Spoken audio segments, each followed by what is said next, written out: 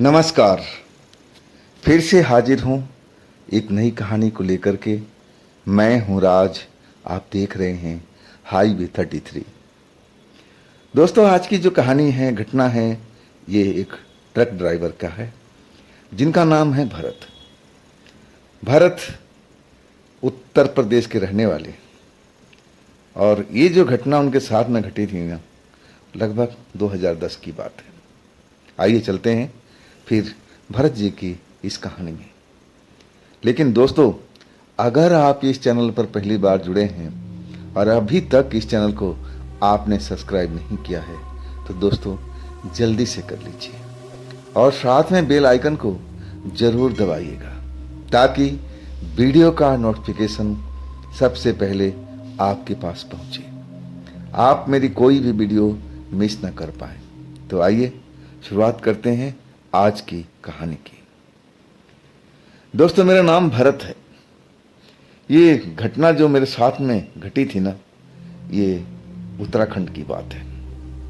2010 मैं राजस्थान से उत्तराखंड का माल लेकर के और आधी रात का वो सफर मैं तय कर रहा था। मैं कोशिश कर रहा था कि मैं सुबह तक 3 बजे तक मैं उस गोदाम पर पहुंच जाऊं जहां ये माल मुझे छोड़ना है। लेकिन आधी रात तो हो चुकी थी और मैं ट्रक पहाड़ी रास्तों पर चला रहा था और अचानक मुझे नींद का झोंका आना शुरू कर दिया। अक्सर ऐसा मेरे साथ में नहीं होता है। मैं जवान था और नींद पर कंट्रोल करना जानता था। दिन के टाइम मैं जो रात वाली नींद था उसको जरूर पूरा करता था, लेकिन उस रात ना जाने ऐसा क्यों हो रहा था, मैं समझ नहीं पा रहा था। जब मामला ऐसा लगने लगा कि मैं अपने नींद पर कंट्रोल नहीं कर पाऊंगा, तब मुझे खतरे का आभास होने लगा कि मैं ऐसा ही ट्रक चलाता रहा तो हो सकता है कि मैं ट्रक किसी खाई में, किसी गड्ढे में, कहीं पेड़ के पास में एक्सीडेंट कर दूं। और मैं डर गया। मैं एक आध जगह रुक करके अपने चेहरे पर ठंडा पानी का झोंका मारा ताकि मैं फ्रेश हो जाऊं, लेकिन उसका असर कुछ ही देर तक रहता था। अब फिर वही नींद का झोंका मेरे आंखों में सवार हो जाता था और मैं उस रात अपने ट्रक पर अकेला ही था। मेरे साथ में मेरा कोई साथी उस रात नहीं था जब मैं ये घटना बता रहा हूं, उस रात की बात। आखिरकार जब नींद पर मैं कंट्रोल खोने लगा, अब ऐसा लगने लगा कि मैं अब कहीं भी सो सकता हूँ, ट्रक मेरा एक्सीडेंट हो सकता है, तब मैं एक सुरक्षित स्थान को ढूंढने लगा। लेकिन वो जो इलाका था पहाड़ी एरिया था। अब पहाड़ी एरिया में ऐसा जगह, वो भी जंगलों के बीच में, बहुत कम मिलता है। अब मैं सुरक्षित स्थान का तलाश कर रहा था ताकि मैं अपना ट्रक को पार्क कर सकूं। अगर कोई उस रोड पर दूसरा ट्रक, कोई गाड़ी निकले तो उनको परेशानी ना हो और हमारी आपस में भिड़ंत ना हो। और यही सोच करके मैं देखने लगा अपने दाएं बाएं में, और अचानक मुझे वो जगह मिल गई जिसकी मुझे तलाश थी। एक बड़ा सा पेड़ था, घना पेड़, और उसके नीचे इतनी पर्याप्त जगह थी कि मैं अपना ट्रक को बहुत मजे से पार्किंग कर सकता था। और वही तो मैं तलाश कर रहा था। अब वो जगह मुझे दिख गई तो मैं अपना ट्रक उस पेड़ के पास में उतार दिया और फिर ट्रक पार करके मैं चैन का सांस लिया। मैं ट्रक से बाहर निकला तक नहीं। उसी ट्रक के अपने स्टीयरिंग पर बैठे बैठे कब गहरी नींद में चला गया मुझे पता भी नहीं चला। और जब कुछ देर नींद लेने के बाद आज जब मेरी आँख खुली ना, तब मैं एकदम चौंक गया था, क्योंकि मेरे ट्रक में मेरे अलावा कोई था ही नहीं। मेरे साथी कंडक्टर कोई नहीं था, दूसरा ड्राइवर तक नहीं था। लेकिन ऐसा लगा कि किसी ने मेरे ट्रक का केबिन खोला है कंडक्टर साइड से। आज जब भी दरवाजा खुलता था तो एक आवाज होती थी, और आवाज का मतलब कि वो दरवाजा खुल गया है। ऐसे ही आवाज मेरे कानों में पड़ी और तब मैं नींद से जागा था। और जैसे ही मैं देखा कि अरे ये ट्रक का दरवाज़ा किसने खोला कंडक्टर साइड से, तो मैं देख करके हैरान रह गया। एक बेहद ही खूबसूरत लड़की और हमारे ट्रक का दरवाज़ा खोल करके सीट पर आकर के बैठ गई थी।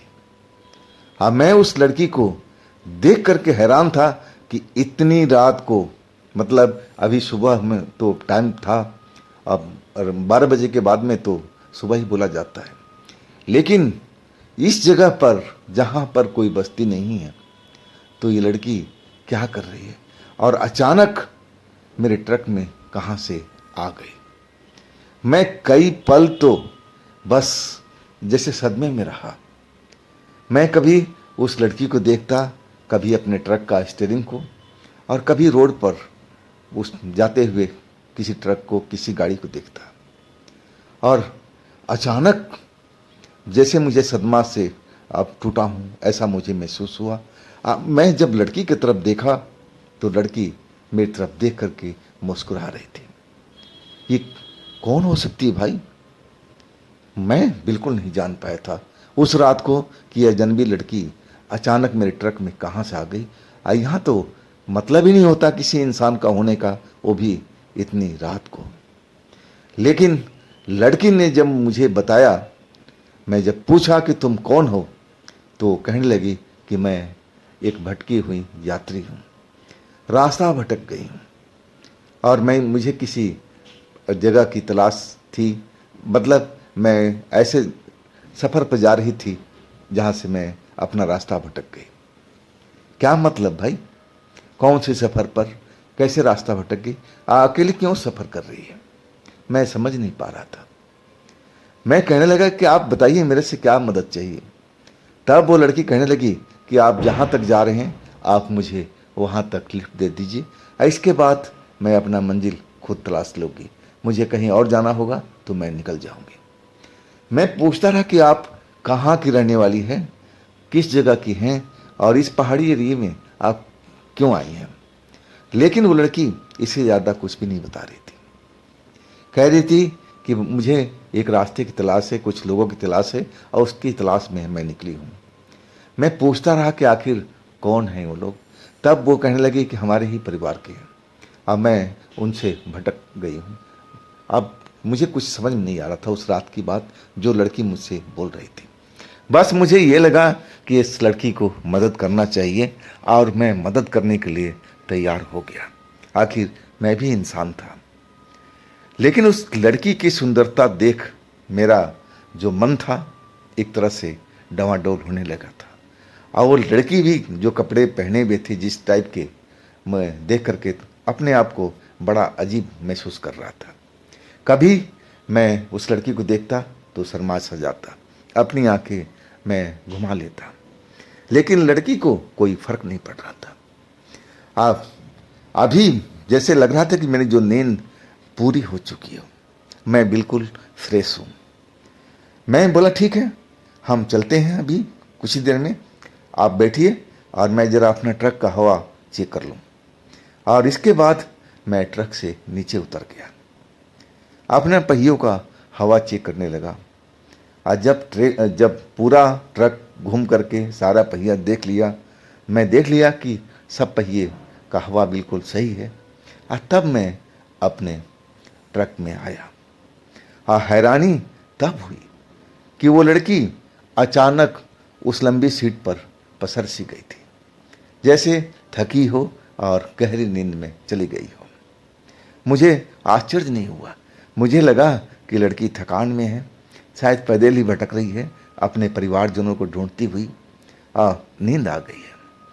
मैंने उसको जगाया नहीं और सोते हुए उसकी शक्ल दिख रहा था, बहुत ही सुंदर, बहुत ही प्यारी लग रही थी। इसके बाद मैं अपना ट्रक का इंजन स्टार्ट करने के लिए चाबी अपने लगाने का कोशिश करने लगा, लेकिन जब तक मैं चाबी लगा पाता वो लड़की अपना लंबा हाथ मेरी गले की तरफ अब बढ़ा दिया था। एक झटके में अपना हाथ मेरे गले में डाला, अब अपनी तरफ खींच दिया।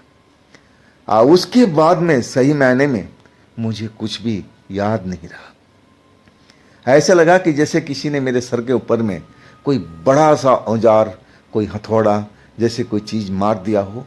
अब पूरा अंधेरा ही अंधेरा मेरे दिमाग में हो गया। मुझे कुछ भी अब दिखाई न सुनाई ना महसूस हो रहा था।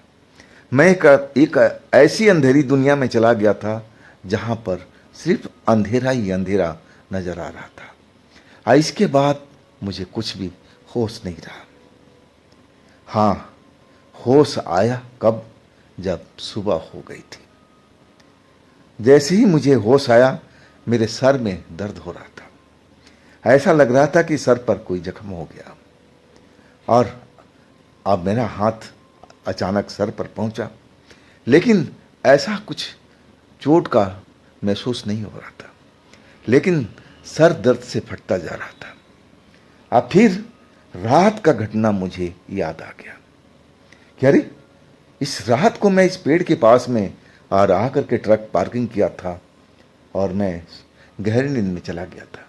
आज जब आवाज़ हुई तब मैंने जागा था और उसके बाद वो लड़की अंदर आई थी। और जब मैं हवा चेक करके ट्रकों का अंदर आया तो लड़की अपनी सीट पर सो गई थी। और जैसे ही मैं चाबी लगा करके स्टार्ट करने लगा और वो लड़की अपना लंबा हाथ बढ़ाकर मेरे गर्दन पर और अपनी ओर खींच दिया था।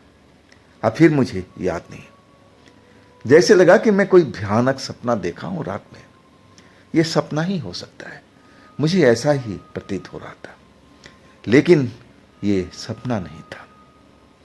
जिस जगह पर मुझे होना चाहिए था मैं वहाँ था नहीं। मैं अपनी ड्राइविंग सीट पर होना चाहिए था, लेकिन मैं कंडक्टर वाली लंबी सीट पर सोया हुआ था। और सही मायने में मैं अपने आप को देख करके हैरान था कि मेरे शरीर पर कपड़े क्यों नहीं हैं। मेरे कपड़े कहाँ गए, कैसे उतर गए, वो भी रात के। कपड़े मुझे मिले सीट के नीचे गिरे हुए। तो आखिर ये सब क्या था? कौन थी लड़की जो रात को उस टाइम में आई और मेरे साथ में उसने क्या किया, क्यों किया? अब मैं सही मायने में सुबह हो चुकी थी, लेकिन मैं बहुत डरा हुआ था रात का घटना लेकर के। मैं अभी सोच ही रहा था कि मैं अब क्या करूं, कि अब लड़की कौन थी, मेरे साथ में क्या किया, कहीं मैं किसी भूतहा घटना के शिकार तो नहीं बन गया। क्योंकि मैंने सुन रखा था ड्राइवर भाइयों से कि पहाड़ी रास्तों में ऐसा घटना कभी कभी होता है। जब एक अजनबी लड़की ड्राइवर से लिफ्ट मांगती है और ड्राइवर बेचारा उसको लिफ्ट दे देता है और फिर अपने प्यार के जाल में उसको फंसा लेती है और फिर ऐसी जगह पर ले जाती है जहाँ पर कोई होता नहीं है, एकांत जगह होता है। और फिर वो उस ड्राइवर से प्रेम करती है और उसके बाद उसका खून भी पीती है। अगर उसका तकदीर भाग अच्छा रहा तो जिंदा बच गया और नहीं तो उसकी मौत हो जाती है। यही मैंने सुन रखा था, लेकिन ऐसा मेरे साथ में तो नहीं हुआ था। हाँ, मुझे नींद गहरी जरूर आई थी और नींद के वजह से मैं इस पेड़ के पास में आके ट्रक पार्किंग किया था और इसके बाद वो लड़की का आगमन हुआ था। तो कहीं ऐसी ही घटना, तो ये भूतहा घटना तो नहीं है जैसे मैंने सुना था। हाँ, कहानी में ज़रूर थोड़ा चेंजेस था। अब तो सही मायने में बिल्कुल मैं डर चुका था, लेकिन जल्दी जल्दी अपने कपड़े पहने और मैं उस जगह से अब निकल जाना चाहता था। लेकिन जब मैंने उस घने पेड़ के पास, तने के पास देखा तो मुझे वहाँ पर उस लड़की का एक दुपट्टा, मतलब चुन्नी, जो अपने पहन रखी थी, और वो चुन्नी मुझे उस पेड़ के पास में पड़ा हुआ दिखाई दिया। लेकिन वो नया नहीं था, कलर वही था, प्रिंट वही था, लेकिन फटा हुआ था। अब उस चुन्नी को देख करके मेरा तो दिमाग ही खराब हो गया। कहीं वास्तव में जिस लड़की से मेरी मुलाकात हुई थी रात के टाइम में, वो कहीं भूत तो नहीं थी, कोई आत्मा, कोई चुड़ैल तो नहीं थी। लेकिन अब उस चुन्नी को देख करके मुझे यह पूरा यकीन हो चुका था कि मैं रात में किसी आत्मा लड़की का शिकार हुआ था। उसके बाद मैं उस जगह पर रुका नहीं, ट्रक स्टार्ट करके निकल चुका था।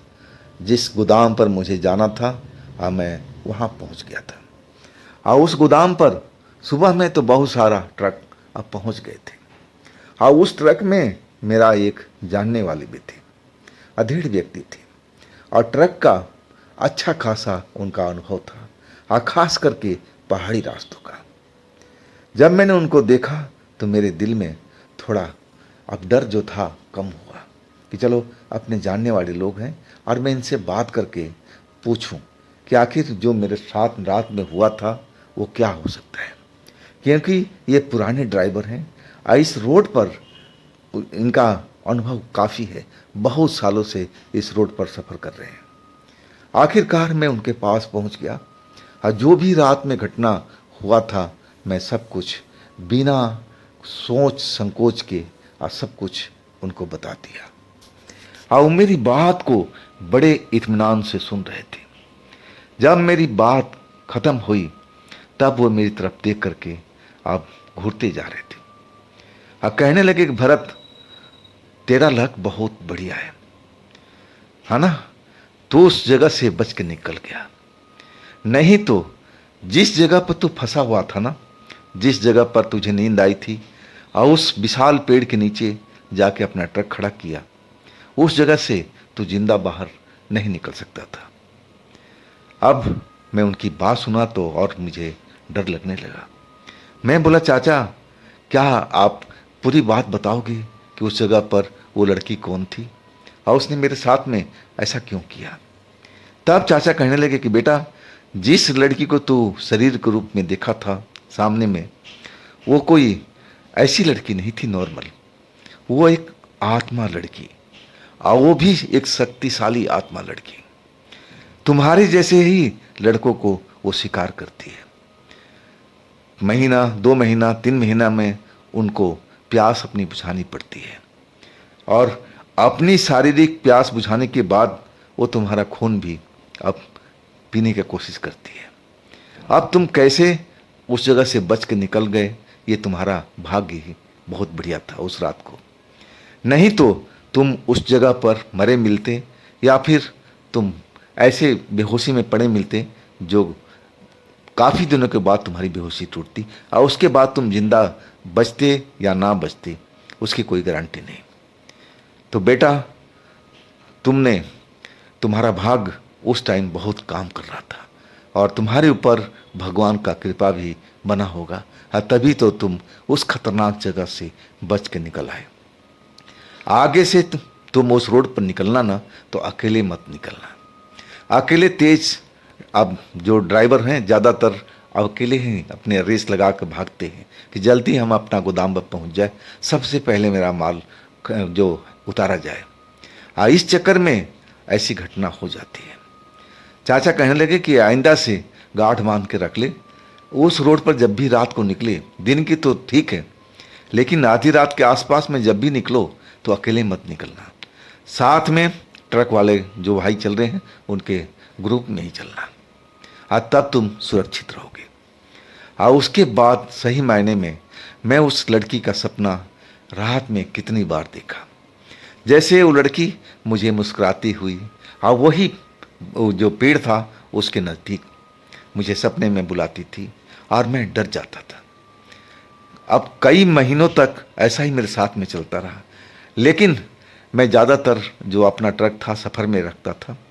लेकिन जब हद से ज़्यादा होने लगी और लड़की मेरे सपनों में आने लगी, ऐसा कभी कभी लगता था कि जैसे किसी ढाबे पर मैं रुका हूँ और चारपाई पर आराम कर रहा हूँ।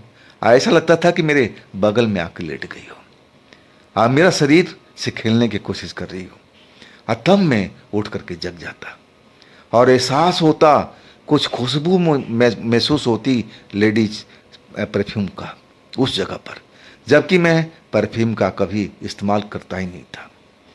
आखिरकार जब मैं इस घटना से पूरी तरह से तंग आ गया और लगने लगा कि मुझे अब इसकी इलाज कराना जरूरी है, तब मैं अपने गांव गया, परिवार वालों को पूरा घटना बताया।